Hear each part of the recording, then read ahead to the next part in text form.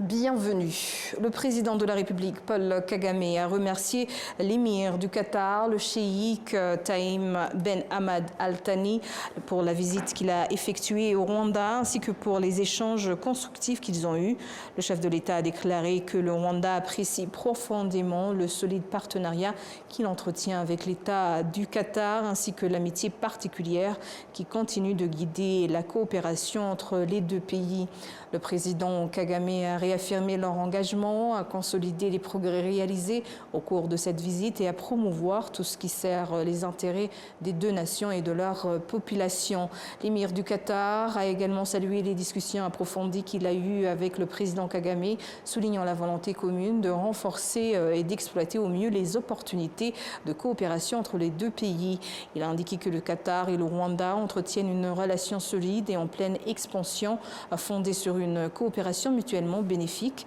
Il a salué les efforts du président Kagame en faveur des initiatives visant à préserver la paix dans la région. Ce vendredi matin, l'émir du Qatar, Tamim Ben Hamad Al Thani, a conclu sa visite de 2 jours au Rwanda. Il est arrivé jeudi après-midi et avait été accueilli par le président de la République, Paul Kagame. Le président Kagame lui a offert des vaches inyambo, un geste profondément ancré dans la culture rwandaise, symbolisant l'amitié, le respect et une coopération solide entre les deux dirigeants et leur pays. Le Premier ministre, Dr Justin Nsengiyumva, va visiter ce vendredi la centrale hydroélectrique Nyabarongo 2 en cours de construction. Il a été informé de l'état d'avancement des travaux et a reçu des explications sur les différentes composantes de l'ouvrage. La centrale de Nyabarongo 2 fournira 43,5 MW d'électricité et comprendra également un barrage permettant de stocker l'eau afin de garantir une production énergétique stable tout au long de l'année, ainsi que de soutenir les activités d'irrigation. Les districts concernés sont donc Rulindo et Gakenke au nord du pays, Nyabihu et Ngororero à l'ouest du pays, ainsi que Muhanga et Kamonyi au sud. Il est prévu que les travaux de construction s'achèvent en décembre 2027.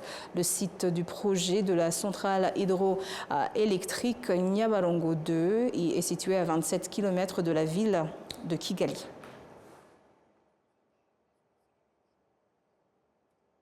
Et du 18 au 24 novembre de cette année, le Rwanda s'est joint au monde pour la semaine internationale de sensibilisation contre la mauvaise utilisation des produits pharmaceutiques. Des acteurs du secteur de la santé, dont le Centre biomédical du Rwanda, RBC, l'Association des pédiatres et des scientifiques, se sont réunis à Kigali pour discuter des solutions à apporter à ce problème. Pour ces acteurs, la mauvaise utilisation des produits pharmaceutiques est l'un des fléaux qui tue de nombreuses personnes. Au Rwanda, par exemple, environ 9700 décès liés à cette pratique ont été recensés en 2019 selon une étude. Au Rwanda, il est principalement dû à des personnes qui refusent de se faire soigner et achètent des médicaments sans passer par une consultation médicale, ainsi qu'à des pharmaciens qui vendent des médicaments sans ordonnance. Enfin, certaines personnes, bien que suivant un traitement médical, le prennent de manière inappropriée et en l'interrompant avant la fin ou en le prenant à des moments inopportuns. Des recherches montrent que la mauvaise utilisation des produits pharmaceutiques affaiblit le système immunitaire, le rendant moins apte à combattre la maladie que le médicament aurait pu traiter. Ce phénomène aggrave donc la maladie et contraint la personne à recourir à des médicaments plus efficaces, parfois indisponibles ou onéreux, ce qui peut entraîner un handicap, voire la mort. Selon les statistiques des Nations Unies, entre 3 et 5 millions de personnes dans le monde meurent chaque année des suites d'une mauvaise utilisation des produits pharmaceutiques. Des recherches ont indiqué également que sans mesures concrètes pour lutter contre la toxicomanie, le nombre de décès pourrait atteindre 10 millions par an d'ici 2050. Des études ont montré que par ailleurs, en 2022, dans les seuls pays pauvres d'Afrique et d'Asie, la toxicomanie aurait déjà causé la mort de plus de 3 millions d'enfants. Le traitement des maladies liées à la toxicomanie a un impact dévastateur sur l'économie des pays pauvres, avec un coût annuel de moins 3 000 milliards de dollars.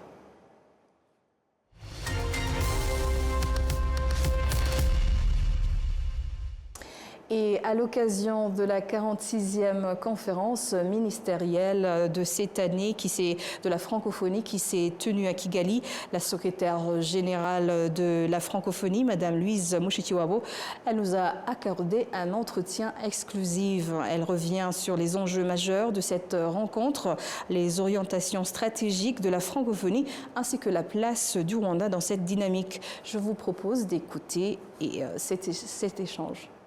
C'est une réunion qui se tenait à un moment clé de notre organisation, un an après le sommet de Villers-Cotterêts en France, de Paris, et un an avant le prochain sommet. Les sommets des chefs d'État sont toujours l'occasion de faire le bilan des activités de l'organisation. Ça, c'est d'une part donc un mi-chemin entre deux sommets. Ensuite, cette réunion se tient à un moment où il y a beaucoup de turbulences dans le monde. Oui. Nous sommes une organisation internationale, donc automatiquement affectée et impliquée dans les différentes crises qu'il y a dans le monde et dans le monde francophone qui n'est pas épargné. Ensuite, de par le thème de cette réunion, l'avancement des femmes depuis la conférence de Pékin il y a 30 ans, et surtout par rapport à un pays qui a beaucoup travaillé sur les droits des femmes, la place de la femme dans la société. Et bien évidemment, une réunion ministérielle qui se tient chez moi, dans mon pays. C'est la toute première instance de la francophonie qui se tient dans ce pays, alors que le Rwanda est pays membre fondateur, membre depuis 1970. Donc, une convergence de bonnes raisons pour lesquelles, pour moi, cette réunion ministérielle était très importante. Point de vue substance, discussion, nous avons convenu lors de cette réunion de faire en sorte que nos pays, tous nos pays membres, puissent se réveiller, si je peux ainsi dire, et s'impliquer beaucoup plus pour que les progrès qui sont ici et là, on puisse aller un peu plus loin. Nous avons adopté, comme ça se passe toujours dans les réunions internationales, ce qui a été appelé l'appel de Kigali. Et l'appel de Kigali est un texte dans lequel tous nos États membres s'engagent à faire plus pour éduquer les filles, pour autonomiser économiquement les femmes et pour faire avancer encore plus les droits des femmes. Oui. Voilà pour cette belle réunion qui s'est terminée hier soir ici à Kigali. Alors, l'Organisation internationale de la francophonie rassemble plusieurs pays, 90 pays, c'est pas peu. Comment, je dirais, réussissez-vous à avoir cette cohésion commune et plutôt, je dirais, mettre en avant aussi la politique qui est, je dirais, les valeurs communes comme la démocratie et les droits humains. Comment réussissez-vous justement à maintenir cette cohésion politique? Alors, je dois être honnête et dire que ce n'est pas évident. Quand vous avez même une dizaine, une vingtaine de pays qui appartiennent à la même organisation, c'est déjà compliqué, encore plus pour une organisation comme la nôtre, effectivement, qui compte aujourd'hui 90 États et gouvernements, puisqu'on est État et gouvernement tel que le gouvernement du Québec, qui est membre à part entière, en plus du Canada fédéral, la Wallonie-Bruxelles, qui est membre à part entière aussi, en plus de la Belgique fédérale, l'État de la Louisiane aux États-Unis d'Amérique, le Land de la Sarre en Allemagne. Mais pour le reste, c'est des États qui sont à différents niveaux, les membres à part entière, votants, décideurs pour l'organisation, ensuite les associés et les observateurs. Alors, avoir un consensus, surtout sur des sujets politiques, parfois très délicats,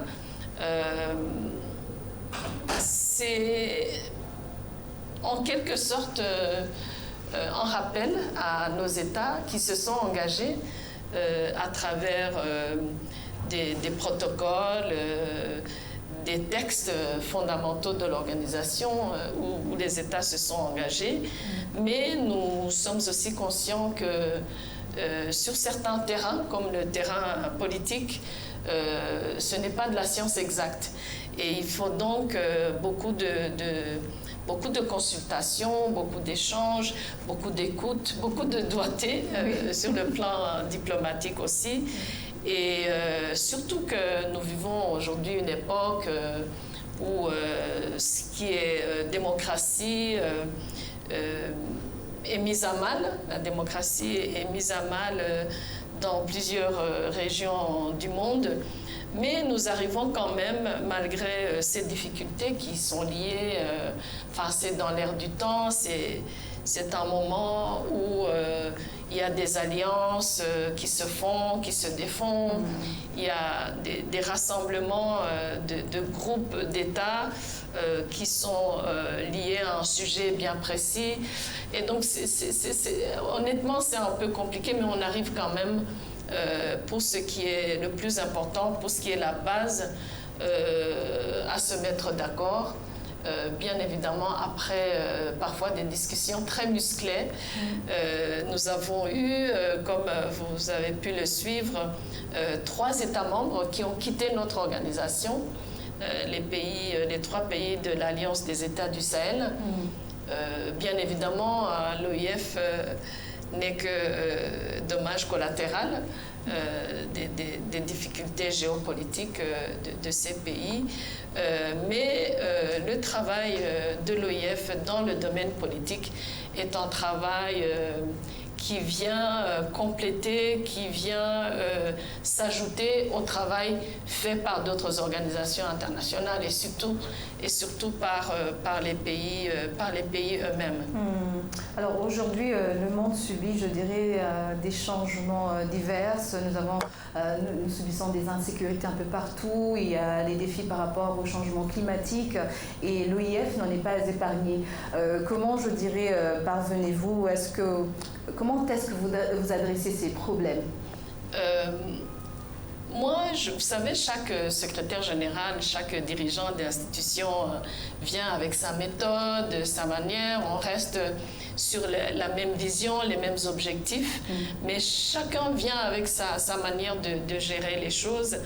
Et pour moi, j'ai toujours privilégié un dialogue constant avec les chefs d'État, avec les autorités de nos pays, avec leurs représentants qui siègent dans nos réunions, dans nos instances à Paris. C'est souvent les ambassadeurs des pays membres. La méthode pour moi, c'est de se parler. On arrive à se fâcher parfois, ça arrive, surtout sur des questions politiques. Mais nous sommes une organisation aujourd'hui qui n'est pas ni dans une approche punitive, ni dans les injonctions. Nous sommes une organisation qui prend le temps d'écouter nos États, d'offrir nos services, surtout avec l'expertise que la francophonie possède depuis plusieurs années, avec des expertises dans le domaine politique. Nous avons des anciens chefs d'État, nous avons des anciens ministres des Affaires étrangères que nous arrivons à déployer, que ce soit pour des missions électorales, que ce soit pour des médiations. Vous savez qu'aujourd'hui, un pays qui nous préoccupe et qui nous occupe beaucoup, Haïti, qui est notre pays phare dans la région des Caraïbes, est un pays qui fait face à des difficultés multiformes. Nous avons l'ancien président du Burundi, monsieur Domitien Ndayizeye, qui est mon envoyé spécial en Haïti. Madagascar, vous aurez suivi les difficultés qu'il y a eu ces derniers temps aussi. J'ai l'ancienne présidente de la Confédération suisse, Madame Micheline Calmiret, qui est ma représentante, mon envoyé spécial, qui se rend régulièrement à Madagascar pour parler aux parties prenantes. Et donc, nous avons tout un vivier que nous pouvons mettre à disposition de nos États, mais évidemment, encore une fois, et moi je suis convaincue que c'est la méthode qu'il faut pour les crises et les tensions dans le monde et dans le monde francophone en particulier aujourd'hui, c'est de vraiment être à l'écoute de nos États et d'offrir un accompagnement. Seulement, il faut que les États eux-mêmes le désirent, le demandent pour qu'on puisse s'entendre et travailler ensemble. Et c'est sur ces images que nous clôturons cette grande édition. Mais avant de vous dire au revoir, voici le rappel de ces titres. Le président de la République, Paul Kagame, a remercié l'émir du Qatar, le cheikh Tamim Ben Hamad Al Thani, pour la visite qu'il a effectuée au Rwanda, ainsi que pour les échanges constructifs qu'ils ont eus. Et le Premier ministre, Dr Justin Sengyum, va visiter ce vendredi la centrale hydroélectrique Nyabarongo 2 en cours de construction. Et voilà, c'est tout pour l'instant. Au nom de toute l'équipe qui a contribué à sa réalisation, je vous remercie. Bonne poursuite des programmes de la télévision rwandaise et surtout, bon week-end.